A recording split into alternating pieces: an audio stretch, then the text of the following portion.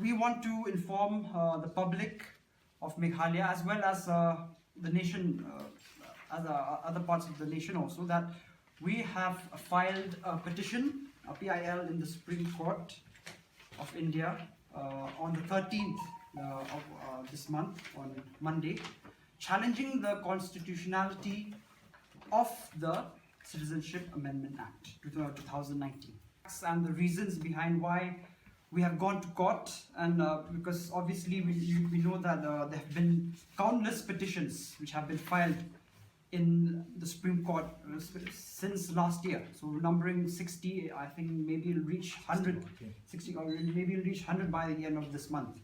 So we'll just briefly state the facts and the reasons why we two of us have gone forward with this petition in the Supreme Court. So I'll just briefly read out from the statement.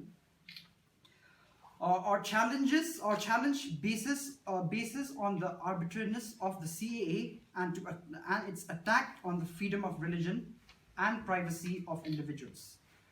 Also, just to inform, we are represented in the court by a group of lawyers who have had extensive experience and knowledge in constitutional matters.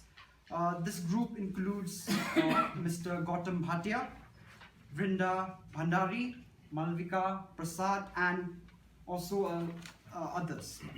We are challenging this act because it attacks the fundamental rights of the individuals, specifically belonging to the tribal communities here in Northeast, which with respect to the persecution as well as persecution in terms of the trans-border tribal communities, which here in the Northeast, a lot of the tribal communities have a very strong relationship in terms of community, as well as even here in Meghalaya, the Garos and Khasi Penars, we have a very close relationship, especially in the border areas of the tribal communities. So we are challenging it first and foremost on that basis.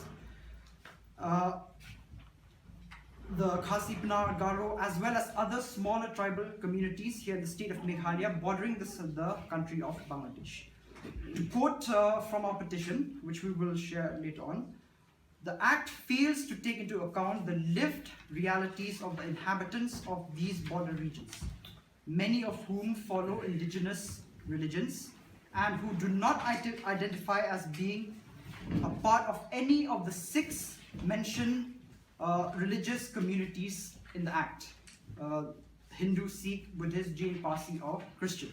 So specifically, we're talking about the traditional indigenous followers, including the followers of the Niamtandrai, as well as the Songsarak of the Garos here in the state of Meghalaya. So this Act forgets, or it does not talk about these traditional indigenous communities who follow their own unique religious beliefs, which is apart from these these religions which are mentioned here, and more importantly, apart from the Hindu religion, which we have seen, especially what the RSS has been doing the past few decades here, trying to equate Hindus with the traditional indigenous religion. So we really want to stress on that point in our petition.